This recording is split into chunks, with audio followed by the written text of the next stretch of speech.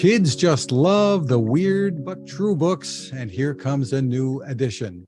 Welcome back to Techstination. I'm Fred Fishkin.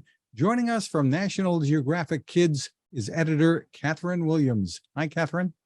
Hi. Well, you've got a brand new Weird But True. This one is World 2023. Incredible facts, awesome photos, and weird wonders for this year and beyond. Another title aimed at sparking curiosity, I think. What are some of the strangest things that we're going to find here? Oh my gosh, there's so much stuff in this book. It's really hard for me to pick, my favorite ones or the weirdest ones. But I mean, some of the highlights, I really like some of the weird festivals around the world that people do. I love people really getting into doing weird stuff. So one of them is a bog snorkeling competition in Wales where people put on snorkeling gear, they put on flippers, and they basically swim through this muddy bog, and they see who can do it the fastest. Sometimes they wear dinosaur costumes, sometimes they dress like sharks. And there's also an extra element to the competition where some people ride their bikes with a snorkel on. So they're riding their bike underwater while snorkeling in a bog. It's very funny. It's just an example of how weird humans can be and how fun the world is. Yeah, and you take us all around the world in the books. The chapters are dedicated to different regions of the world. Yeah, so we have the first chapter is what's weird this year. We've chosen our top weirdos, animals, photos, things like that, and then we get into going around the world. So we have every continent, all kinds of weird stuff. We tried to get things from different countries within each continent. We have a map full of weird facts in every chapter, and then at the very end we do a chapter on sea and outer space as well. And a lot of these have to do with animals too, right? Yeah, there's always tons of animal content in our books, and this one's no different. So what's the age range that these are intended for? They appeal to just about everyone, I think. Yeah, so they are intended towards an 8 to 12 middle grade audience, but I find as an adult that I'm learning a lot every time I read this book. So great for adults, anybody as well. You've been there for a number of years. I don't know if you can tell us, but how did the idea for these books come about? Yeah, so the idea, it takes a village to make most of our books, and this is no different. So this idea came from a bunch of different people kind of working together.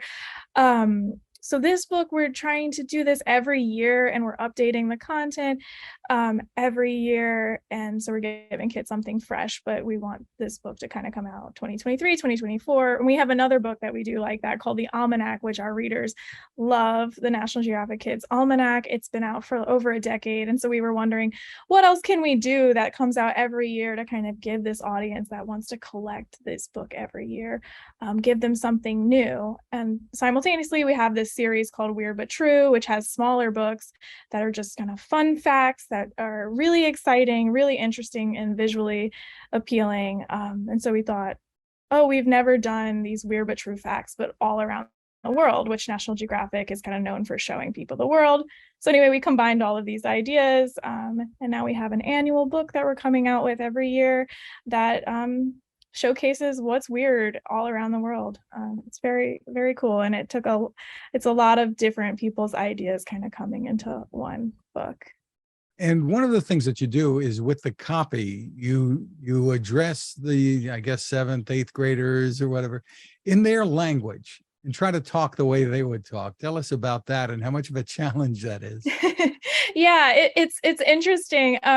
We've gotten feedback that's really flattering from some parents, that one of the things they like about our books is that we don't talk down to middle school kids. So it's a fun challenge. A lot of the stuff we're explaining can be kind of difficult. So we have it's weird and wacky things around the world, but in some cases, some of these weird things were formed by volcanic activity. And so you have to explain that to someone in middle school, where they need to be able to know it in kind of simple terms, really get the idea of what's going on. They don't have a lot of background knowledge, but also you don't want to talk down to them. So it is a fun challenge. It's difficult, but really rewarding. And we do have our kind of National Geographic Kids tone, which is like very fun, very excited about the things we're presenting in this book. I think like when our writers and editors, you can tell we've had fun writing something. I think it's more likely that our readers will have fun reading it. So that's what we try to do. And kids typically like things that are gross, so you have to include some of those kinds of things, but I guess you have to draw the line somewhere too, right? Yeah, it's hard. And we have a lot of conversations in the office because different people, it's a bit subjective sometimes, and different editors and different writers have different thresholds for what they think is too gross. And you never know like what, sometimes parents are more or less sensitive than you might expect, but we definitely have some gross stuff in here, and it is a very funny conversation to try to figure out where that line is. Does it go in the book or doesn't it go in the book, right? Yeah. Any more of the top weirdos we should know about? Yeah, I mean, we have tons of weirdos in this book. We have all kinds of weird animals. And I can give you some of those. We have this frog that I really like, kind of frogs, reptiles, things like that. There's a frog in Central Africa called the hairy frog. It's one of my favorites. And it's named the hairy frog because it has these like skin tassels on the side of it. So it looks really weird in photos. But the weirdest thing about it is that it has bones in its fingers that it can kind of pop through its skin and make little claws. So it doesn't always have claws, but if it needs to defend itself, it can create these claws. And so it's also called the Wolverine frog, named after the X-Men, because it can shoot these little claws out. So that's one of my favorite critters in the book. I mean, we have so many like weird animals. There's a chameleon that's so small it can fit on a penny. Really cool photos of that one.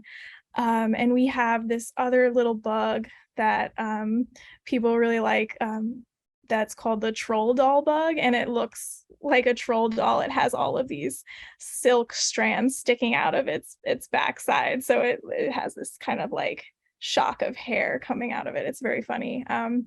And we've got like all of these stunning photos in the book that go with these weird creatures and places. As you would expect from National Geographic. Mm-hmm. I'm sure there's lots of kids who would say, boy, I want to do what she does when I grow up. Yeah, I mean, and it's pretty fun. I don't think that when I was a kid, I don't know if I could have imagined that I'd be doing this, or that this was an option, but yeah, it's pretty cool. And I think like, I mean, just as an aside, one of the things that we hope to do with our books is like show kids all kinds of weird stuff in the world and give them like a more like a broader view of what they can do in the world.